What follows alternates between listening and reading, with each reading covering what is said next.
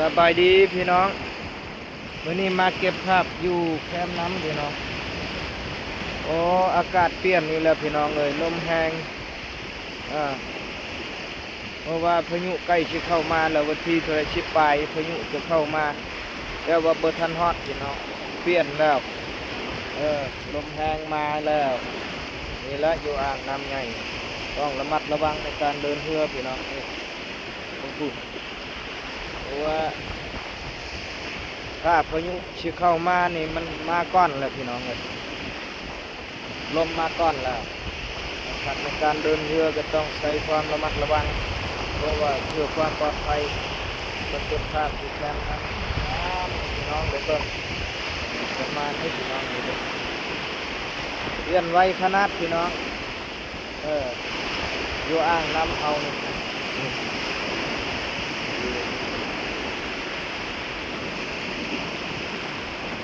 ถ้าว่ายินข้าวพายุมาว่าฮอดแถวประเทศไทยบ่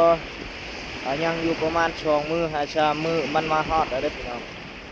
แล้วก็อยู่อ่างน้ำเอามันอ่างน้ำใหญ่มันก็เลยเฮ็ดให้พายุมารวดเร็วแล้วก็อากาศแปรปรวนตลอดเวลาพี่น้องถ้าว่าฮ้อนได้4-5 มื้อหรือว่าแดดลมนิ่ง4-5 มื้อมาอีกแล้วพี่น้องมาเลยระดับเป็นพิษหรือว่า7-8 วันเพื่อจะย่างไปประมาณนั้นในการหาปูหาปลาก็ยากแล้วบัดเนาะไปได้แต่ตอนเช้างานเวลาเช้าไปได้ตอนแรงนี่ก็ยังไหวแล้วพี่น้องมีไหวแล้วเพราะว่าระดับนี้แล้วก็จะแห้งไล่เติบแล้วโอ้มาเบิ่งปลานิลตายไปเนาะดูมาสิเก็บภาพนี่พี่น้องเบิ่งเด้อปลานิลไหลประมาณที่น้องบ่ตายพี่น้อง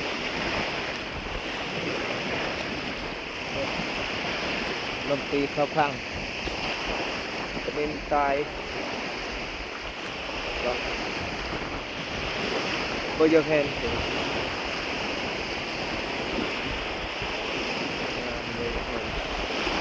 ก็ยังเห็นเพราะว่ามัน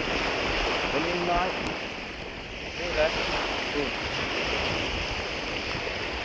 ลมแห้งตลอดแปรปรวนตลอดพี่น้องเลาะตามแคม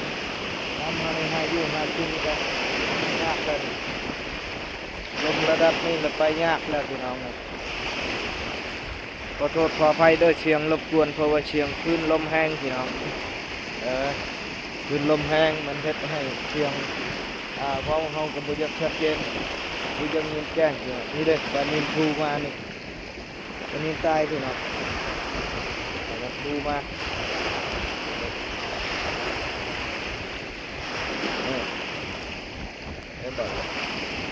เราใส่กี่พึ่งมองบ่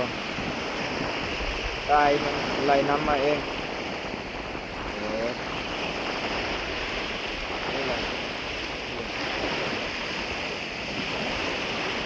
วิวแถวนี้งามเลยพี่น้องเอ้ยนี่เหมาะกับการนั่งชมวิวจะเบิ่งน้ำคลองแห้งเรากินเบียร์ยามสงกรานต์นี่พี่น้องบุญสงกรานต์ปีใหม่ใกล้จะมาฮอตอยู่นี่ละบอลบอลมานั่งเล่นพี่น้องนั่งเล่นอาบน้ำในการรดน้ำรดในเหมาะขนาดเลยอยู่เอาตั้งมานั่งพี่น้องแต่ว่าจะมากินเล่นอยู่นี่สะอาดดีพี่น้องสะอาดดีวิวก็งามอีกเลี้ยวไปเห็นไปหลายบ้านพี่น้องพูดเดินไปกว้างเลยคุณล่ะโอ้ไปนะเหมาะเลยพี่น้องเลยอยู่นี่งานสงกรานต์พี่น้องเราจะมาเล่นกินอยู่นี่มาตั้งวงอยู่นี่แหละวงแบบกุ้งให้เงือกอยู่นี่เด็กกิ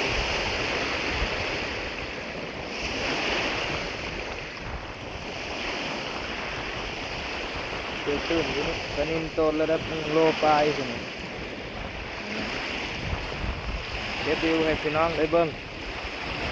ฝนกะเกียมมานี่สงสัยจะพูดมืดฝนมานำพี่น้องมืดฝนมานำเด้อบ่แม่นมาตะลมพี่น้องนี่แหละพี่น้องวิวทางนี้ก็งามนี่เป็น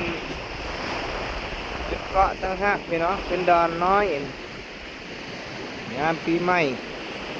มาตั้งตู้อยู่นี่พี่น้องตั้งตู้อยู่นี่มาลิ้นอาบน้ำอาบในอยู่นี่กินเมาแล้วก็มาลิ้นอยู่นี่ปิ้งปูปิ้งปลาพี่น้องใครมีอย่างก็รวมกันก็มาปิ้งกินการช่างชันกระบวนการมุดซื่นปีใหม่เอาพี่น้องปีหนึ่งนี่คือหนึ่งเอาจะไม่เคยพลาดมาเล่นมากินบรรดากลุ่มไทยเฮือนบอลหรือว่าครอบครัวไปท่องเที่ยวแบบครอบครัวหรือว่าแบบหมู่เพื่อนพี่น้องก็เหมาะกับการมาท่องเที่ยวอยู่นี่มาเล่นพี่น้องกับประมาณนี้เก็บภาพให้พี่น้องได้เบิ่ง